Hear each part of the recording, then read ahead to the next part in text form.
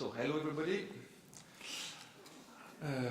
I will start by introducing myself. So my name is Poulain. I'm French, coming from Marseille, in south of France, and an open source addict since a long time now. That's almost 20 years.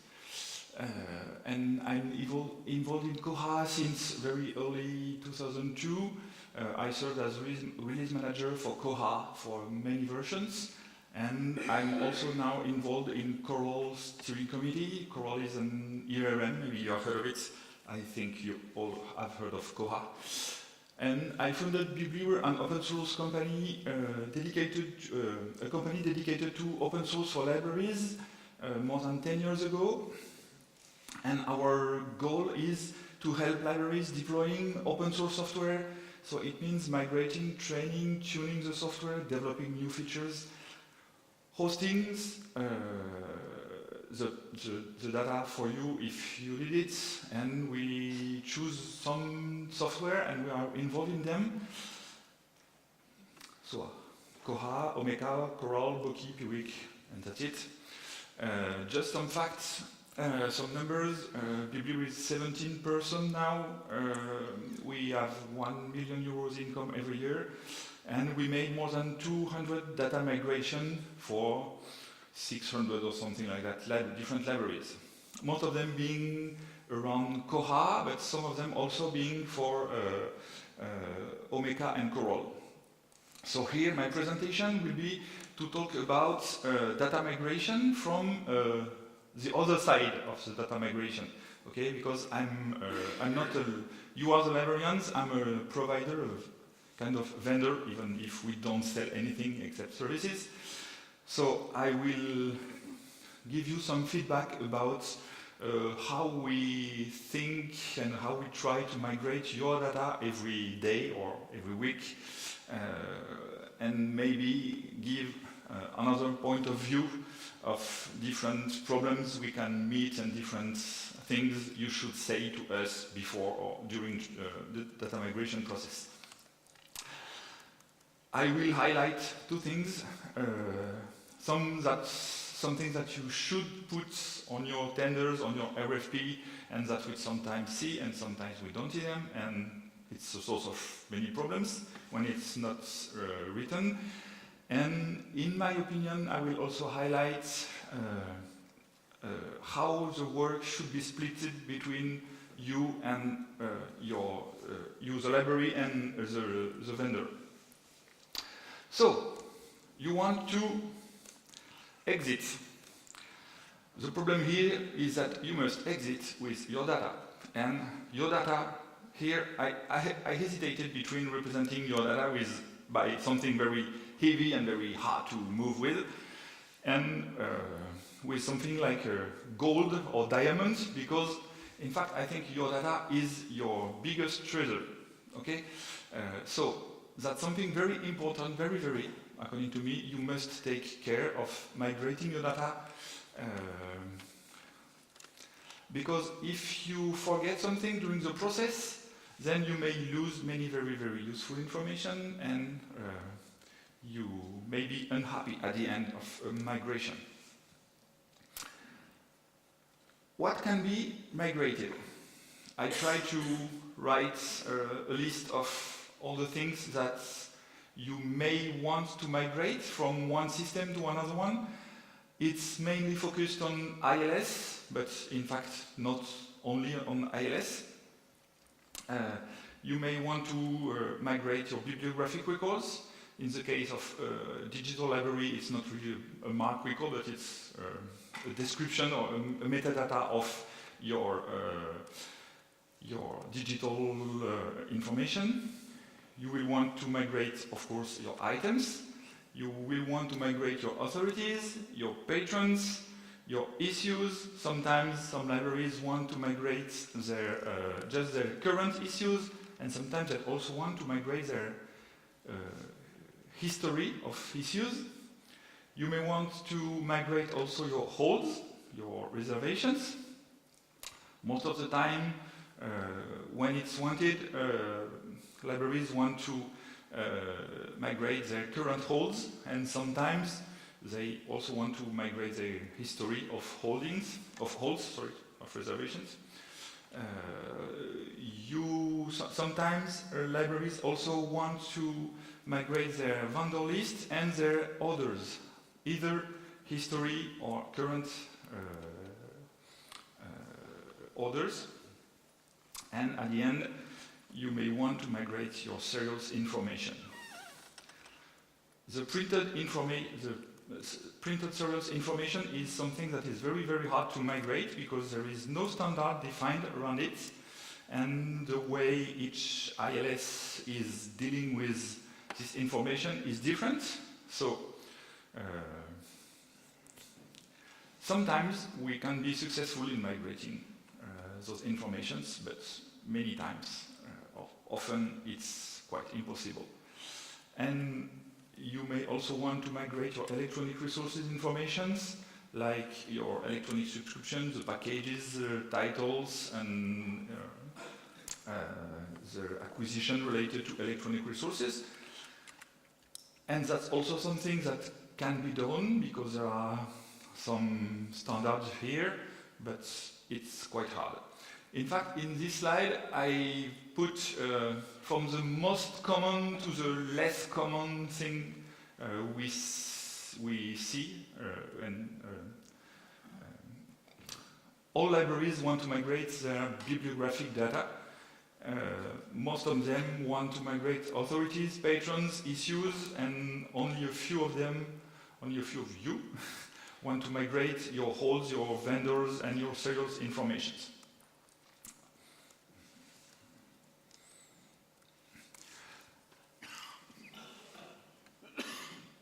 There are different steps to migrate your data, and I try to split all those steps in 5 different isolated steps.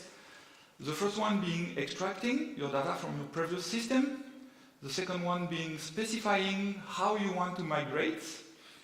The third one being transforming your data between their old format and the new format, and maybe enhancing them. The fourth step being integrating your data in the new system, and the last one being testing. And you see on the right, I've put iterations, because I think you must ask the process, and you should want the process to be iterative, so you can try many times. I will go on each of those 5 steps: extracting, specifying, transforming, integrating, and testing. So first of all, extracting. Whoops! It's broken again.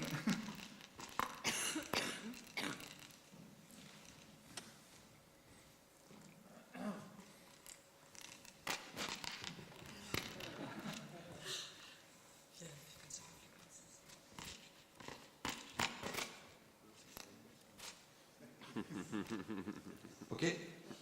Perfect. I will. Yeah. Yeah.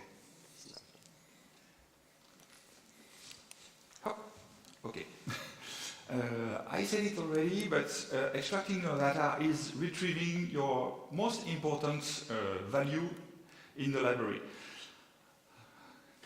A long time ago, the biggest value of the library was the books. Now, I strongly think the biggest value is, of course, a little bit on the books, but also on your data.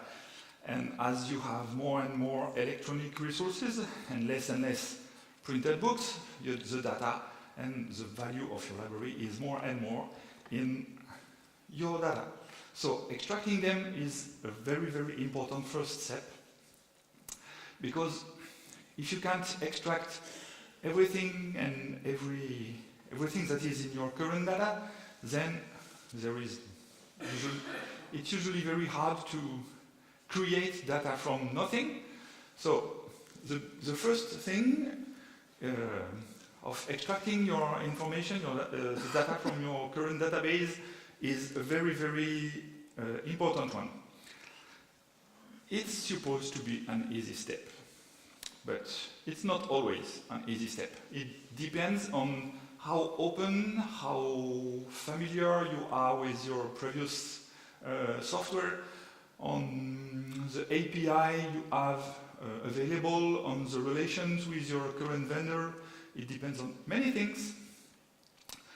But when you start with a new software, one of the questions you should ask yourself is, how can I exit this software? What are the, immediately at the beginning, you should ask yourself, how will it be possible to retrieve everything I will put in this new system to switch to another system? Maybe it will be in 10 years, in 10 years from now, but that's a question you should ask yourself today. So now I suppose, well, I take as true that you can extract your data, or someone can extract your data. So that's one of the questions you have to check: who will extract your data from your old software? Is it you? Is it the previous software vendor? Or is it the new software vendor?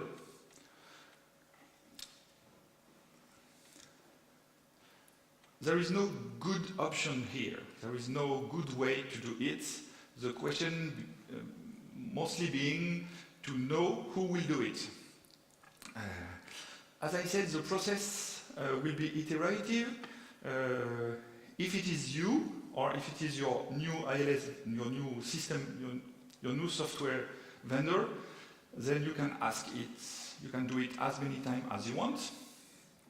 If it is coming from your previous vendor, maybe he will not be very happy or very positive in doing extract 3, 4, 5 times. So the better option probably is if you extract your data by yourself, or if you ask your new support company, your new software vendor to do it for you. But sometimes it's not possible. You have to ask your previous software vendor.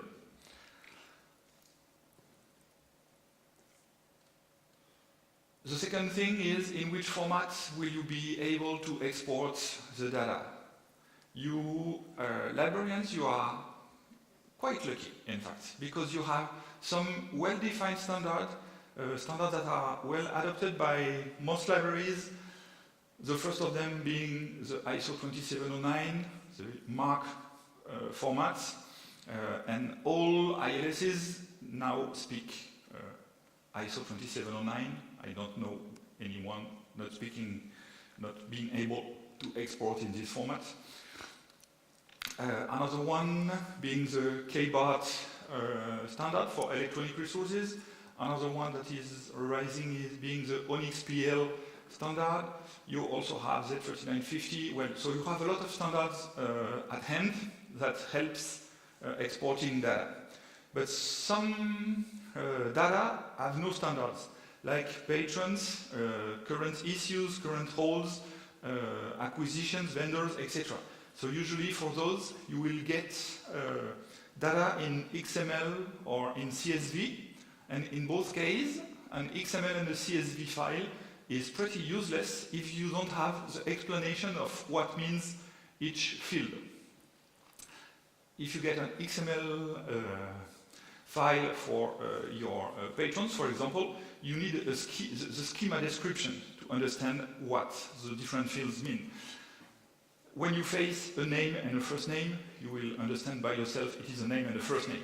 But sometimes you will face a column called CC, and the value is 0, 1, 2, 3. What does mean CC and what does mean 0, 1, 2, 3? You don't know. If you don't have a schema, the explanation of each column, then those data are pretty useless. Okay, and as there is no real predefined standard,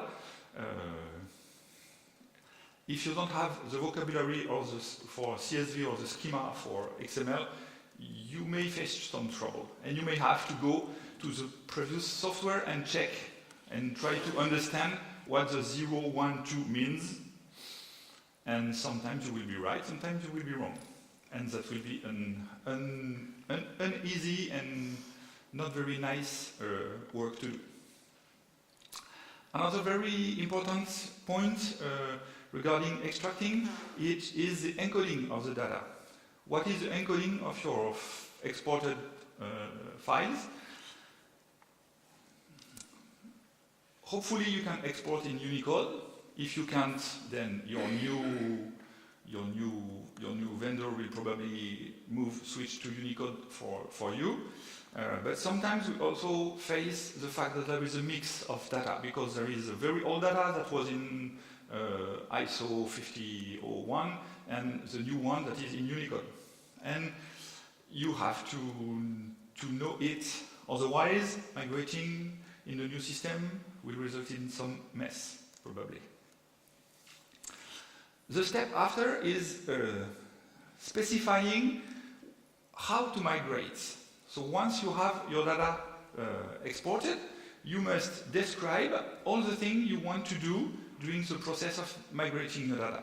So first of all, explaining the meaning of the different files you have. For ISO 27009, we all know how, well, all libraries and vendors, we know what is an ISO 27009, so there is not so much things to say about it.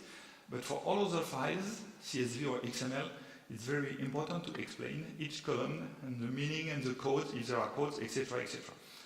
Then you have to specify the links between the old software and the new software, because sometimes there are some subtle differences between the way data is stored between the different software. And that's during this specification step that you will explain where you want to put what. Sometimes you also have to explain the links between different files. For example, the current issues will contain a column that maybe is a barcode, maybe it's the internal number of the item, maybe it's something else. So you have to explain how to link the issue files, the current issue file with the bibliographic file. You have also to specify which transformation you want to do on your data. I will go again on this. And you have to write the test plan. And I will talk about it also in a few seconds. The vendor IAM will encourage you to write in your RFP or in your tender as many things as possible related to your expectation and your requirements. I put in 2 examples. Well, no, not 3, in fact. There's a third one. I put it 3 examples of how you could describe what you are expecting from the data migration. You see there are some way of writing it in a very clear way where we as vendors, we will be able to answer and to say we can do it or we cannot do it, and what's the price for it. There is an acceptable way to write it. The second one is not perfect because we can't evaluate how much work you require, your expectation will require.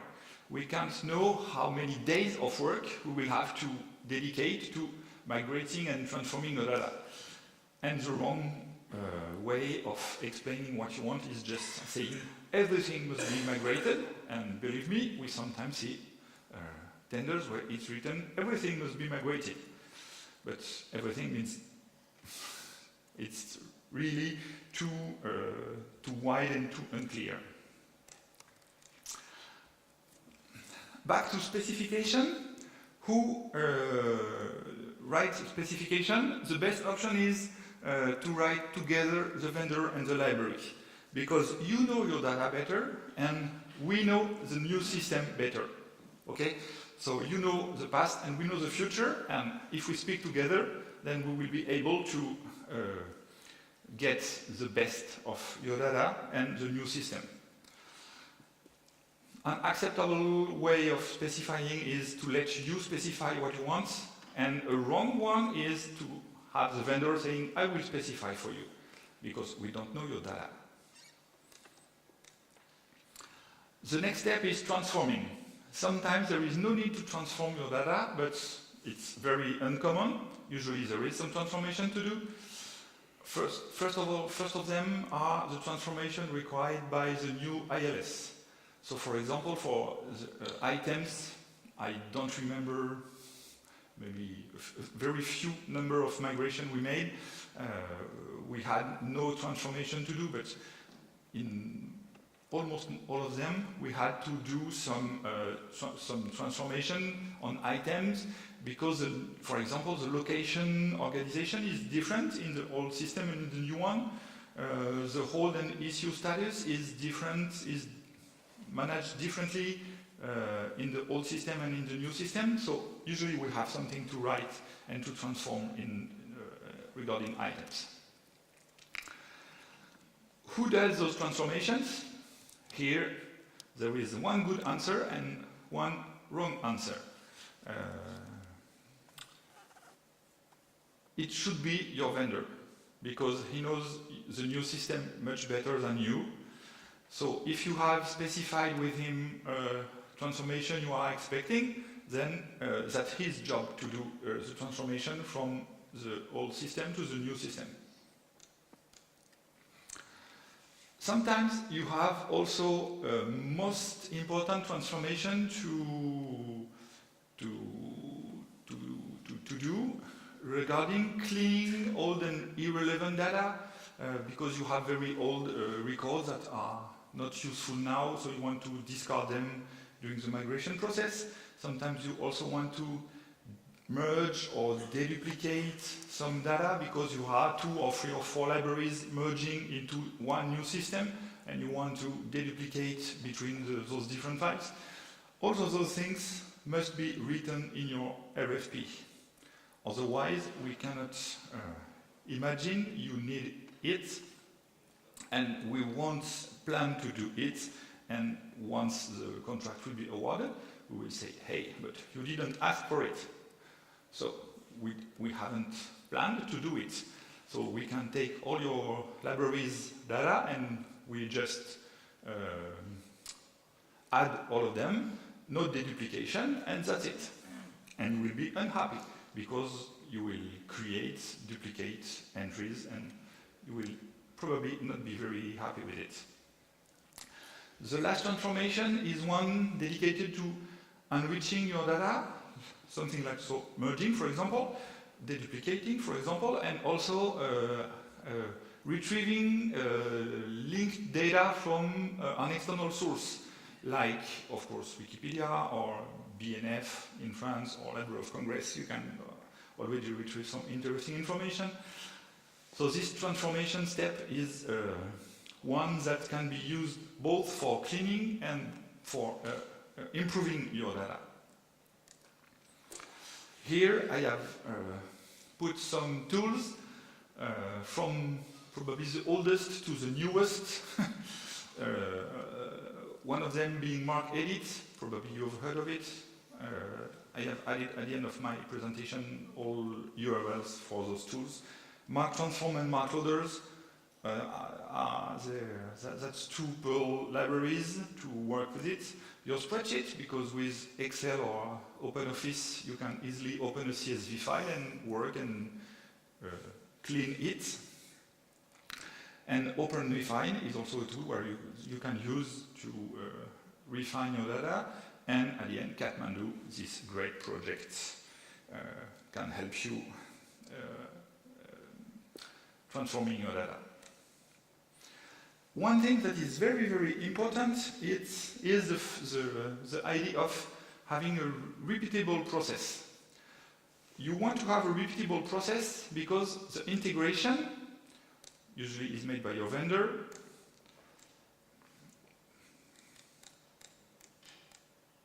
No. Sorry. The process must be repeated because you are iterating, and it must be as automated as possible.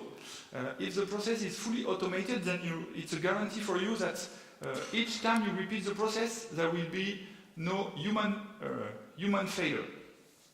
And that's very important. So it means One thing that is usually not possible to automate is exporting the data, but all other things should be automated. So you have just one button to press and your server is working for some hours, and at the end you get exactly the same result as the one you had previously.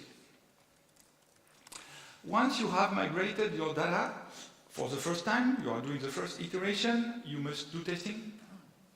You must do testing, and really an important feedback. It's an underestimated task in most cases, not to say in all cases. So, how to test your migration? You should have a test plan written by both your vendor and you. It can also be done by you, and what is not good is if your vendor gives you a pre-made test plan. A test plan is a step where you describe all what you want to test to be sure that the migration went smoothly from the previous system to the new system. Who executes the test plan? The best option is both the vendor then you. It's good if it's you, it's not good if it's only your vendor, because you can't be sure that he really executed all the test plan. And I said the test plan is a very frequently underestimated task because libraries don't know how to start with and how to describe this test plan. So some important things. First of all, the volumes you expect. So you had that many number of bibliographic records in all systems. You want that number in the new system. Describe many use cases. If I do this and that in the old system, I should be able to do this and that in the new system, and the results must be those ones. And comparison between old and new system. One of the biggest challenge with data migration is that you must think according to the new software, but you still know much better the previous software, so it's very hard to change your mind from previous to new system. And another challenge is it's impossible to test everything, so you must do some choice and select the most important things you have to test and to deal with. The last thing with testing is reporting the results of your test and reporting the problems you found. Give identifier, give URL, give screenshots, and there are sometimes very ugly and impossible to use problem report. For example, a report saying, if I search, it does not work. We, as vendors, we can't do anything with this kind of report. So give us very detailed explanation of what you have tested and the result of your tests and what you were expecting. A few hints, the biggest one being to keep the old identifier somewhere in your new system. And almost my last slide, so 2 minutes, 1 minute, 2. I said you must do an iterative process. So why should we iterate? Because first of all, nobody is perfect. So we all make mistakes. It can be you in your specification. It can be us during the process of migrating. And there is a cost related to each mistake. If we find a mistake during the specification phase, let's say it costs 1 to fix, 1 hour or 1 day or one thing. If we find it during the test step, it will cost something like 10. If we find it just after going live, it may cost 100. And if we find the problem, or if you find the problem 6 months or 1 year after going live, it may cost 1,000 to solve. So the more you test and the more iteration you do, the better quality you get and the less the cost will be to fix any problem. The biggest number of problems you will find, and the less it will cost to fix them. So process automated as much as possible. And just a number for a small library, you can expect to have to do 2 to 3 iterations, and for a large library between 3 and 5 before going live. And the final migration, it's repeating the process of extracting, transforming, integrating, and testing. I have removed the specifying because hopefully the specification is now okay, and you don't want to change anything to the specification during the last final migration. And then you have the process to go live, and here you have 2 options. Either you are happy with your migration and you have been successful, or you have to call the doctor to fix the problem in the new data. But you cannot do it using the same process of iterating, because you have been live, so someone will have to investigate in your new system and fix the data in the new system. And as I said, it costs much more things. Some references, and thank you. Thank you, Paul. Any questions for Paul?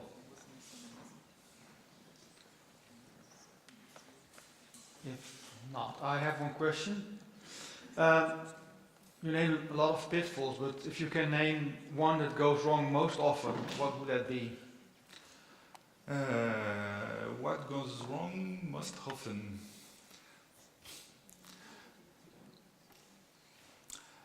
One thing that is, I will not answer for wrong, but for hard, maybe.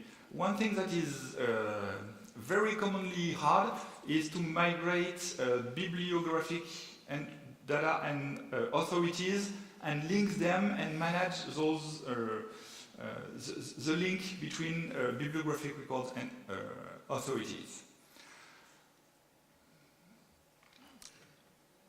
Otherwise, I don't see anything that goes wrong often. Okay. Other questions? If not, thank you, Paul.